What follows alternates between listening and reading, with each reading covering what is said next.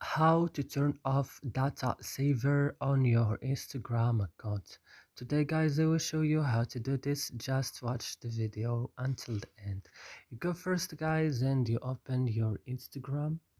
After this, when your Instagram is opening like that, you go down and click on your profile, opening it, and then go to this three line at the top of the screen and then go to settings and then go to account, and then guys go to calculate data use, and you will turn off this option data saver by clicking here like that, and that's it.